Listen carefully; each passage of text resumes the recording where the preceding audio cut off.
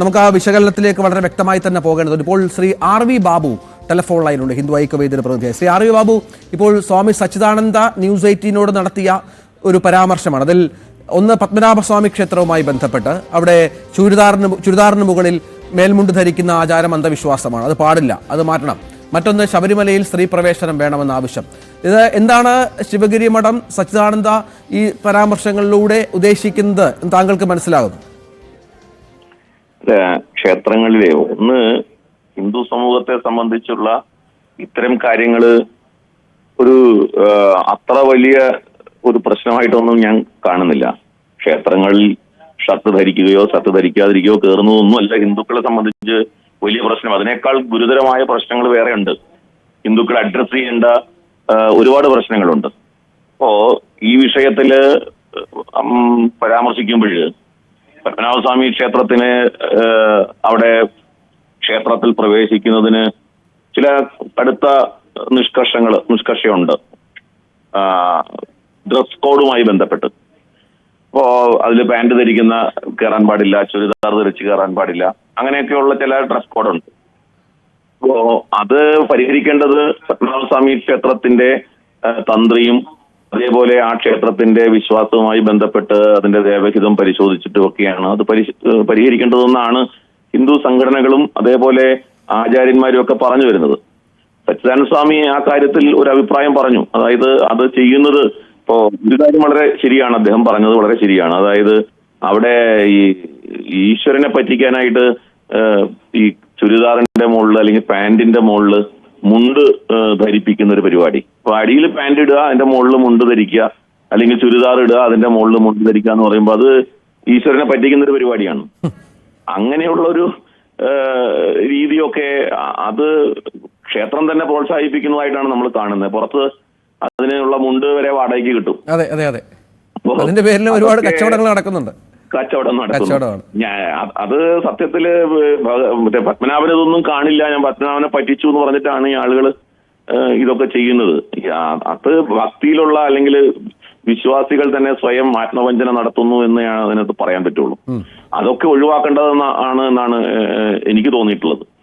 അപ്പോ ഇത്തരം കാര്യങ്ങളിൽ ഞാനൊരു കാര്യം എന്ന് വെച്ചാൽ ഹിന്ദു സംഘടനകളുടെ ഭാഗത്ത് നിന്ന് പറയുന്നത് ഇത്തരം കാര്യങ്ങൾ പരിഹരിക്കേണ്ടത് അതാത് ക്ഷേത്രങ്ങളുടെ വിശ്വാസവുമായി ബന്ധപ്പെട്ടുള്ള മണ്ഡലങ്ങളാണ്. ഗുരുവായൂരിലെ ചുരിദാർ പ്രശ്നം പരിഹരിച്ചത് ഗുരുവായൂരിലെ ദേവഹിതം മാനിച്ചുകൊണ്ടാണ്. അവിടെ തന്ത്രിമാരും ദൈവജ്ഞന്മാരും ഇരുന്ന് ചർച്ച ചെയ്ത് അതിൽ നിന്ന് ഉരുത്തിരിഞ്ഞതിനനുസരിച്ചിട്ടാണ് ഗുരുവായൂരിലെ ചുരിദാർ ധരിച്ചു കയറാവുന്ന സാഹചര്യം ഉണ്ടായത്. അത് പത്മനാഭസ്വാമി ക്ഷേത്രത്തിലും ചെയ്യാവുന്നതാണ്. ഇപ്പൊ ഒരു ഡ്രസ്സ് ചെയ്യാമോ ഇടാമോ ഇടണ്ട എന്നുള്ളതൊന്നും ഒരു പ്രസക്തമല്ല. ഇടണമെങ്കിൽ ഇടാം, അത് തീരുമാനിക്കാവുന്ന ആളുകൾ തീരുമാനിക്കട്ടെ.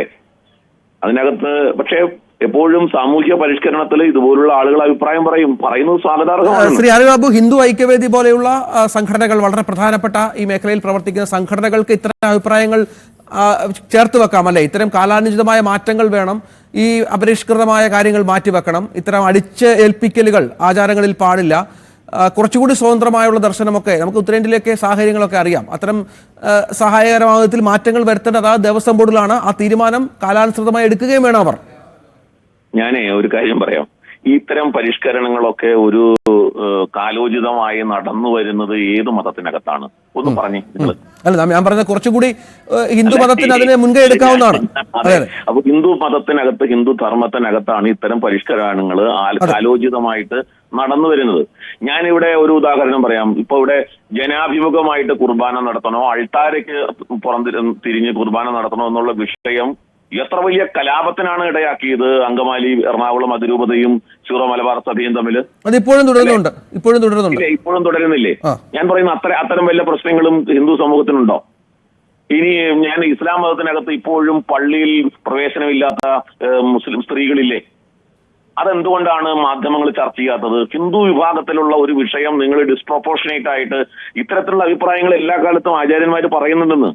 ഇതിനൊക്കെ വലിയ വിവാദമാക്കി ചർച്ചയാക്കി. ഞാൻ നിങ്ങൾ ചർച്ച ചെയ്യുന്നതിന്റെ പ്രസക്തിയെ ചോദ്യം ചെയ്യുകയല്ല കേട്ടോ.